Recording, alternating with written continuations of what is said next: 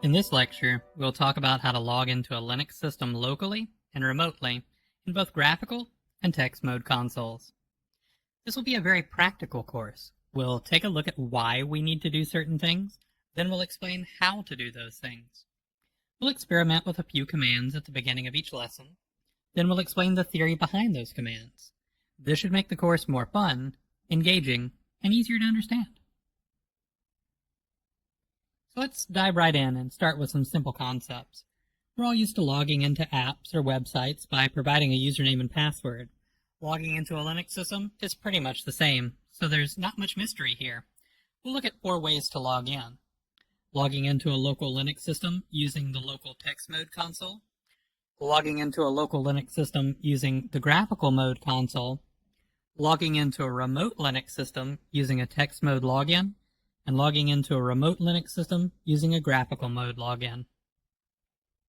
You'll often hear terms like console, virtual terminal, and terminal emulator. It may be hard to understand why they're called this way.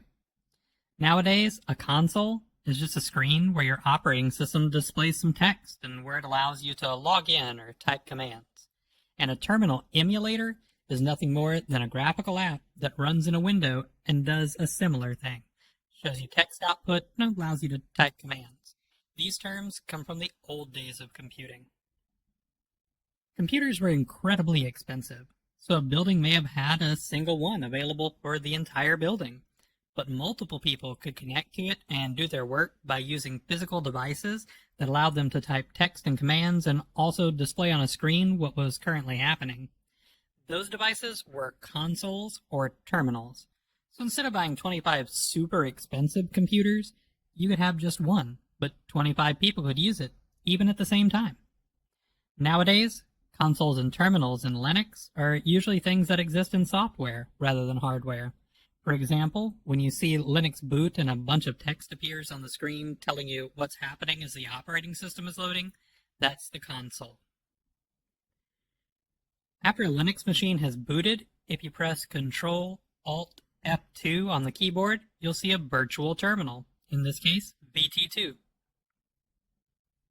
If you have Linux installed on your desktop with a graphical user interface, when you want to type commands, you open a terminal emulator. Let's move back to logins. In practice, most often, you'll log into remote Linux systems. But let's start with some less common scenarios.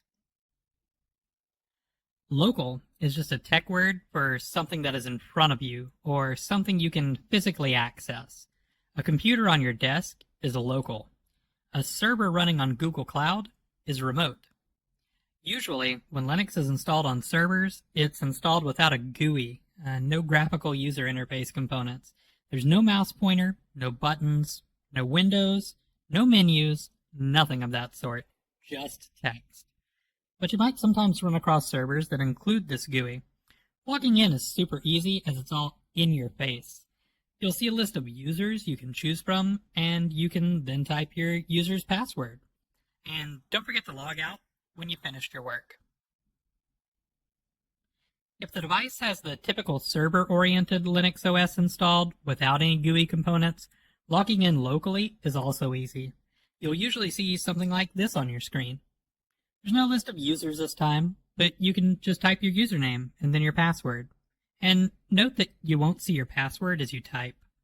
When your work is done, you should type exit to log out. Again, most Linux operating systems running on servers will have no GUI components installed, but you'll sometimes run into exceptions. Connecting to a remote server that has a graphical user interface is slightly more tricky. First of all, there is no standard set in stone. Whoever configured that server chose their preferred way of dealing with these remote graphical logins. They could have chosen to install a VNC solution, that's virtual network computing. In this case, you'd need to download the proper VNC client, also called a VNC viewer, to connect to it. This might be Type VNC or Real VNC or something else entirely.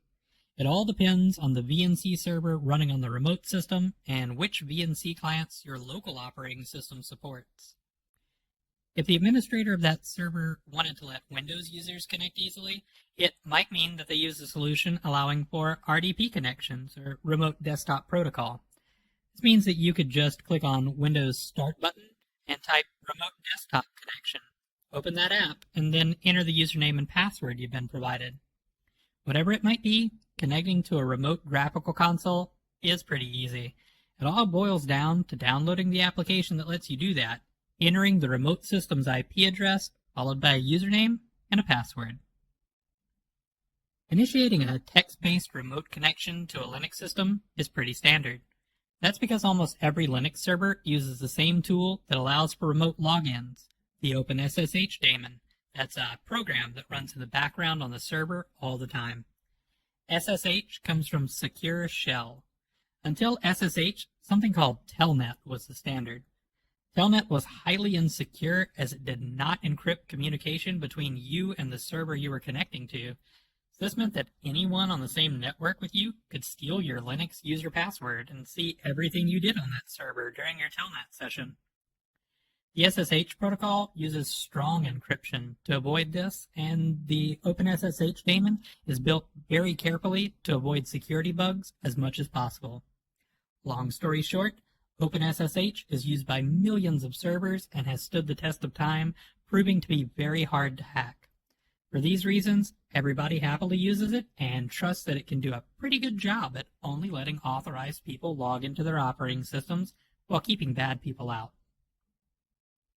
In case you're following along on your virtual machine, log in locally, directly from the virtual machine window, and then enter this command. That's IP space A. You'll see which IP your machine uses. I've outlined the information we're looking for in yellow. We'll use this IP, in our case, 192.168.0.17, to simulate a situation where we have a server in a remote location. Now to recap, we have an SSH daemon program running on the server. This listens for any incoming connections. To be able to connect to this remote SSH daemon, we'll need something called an SSH client, yet another program. This client will run on our current laptop or desktop computer. macOS systems and Linux-based operating systems such as Ubuntu already have an SSH client pre-installed. If you're on macOS or Linux, open a terminal emulator window. In the past, if you were running Windows, you needed to install an SSH client like PuTTY. On the latest Windows 10, this is no longer necessary, as an SSH client is also pre-installed. If you're on Windows, click the Start menu and type CMD to open up Command Prompt. To connect to a remote Linux system through SSH, type SSH space, the username you would like to use on the remote Linux system, an @ symbol, and then the IP address of the machine. Here we have Aaron at 192.168.0.17. Of course, replace Aaron with the actual username you created inside your Linux OS running in the virtual machine, and do the same with the IP address. From here on, we'll stay inside this SSH session to go through all the exercises in the upcoming lessons. Please join me in the demonstration video to see each of these login methods. I'll see you there.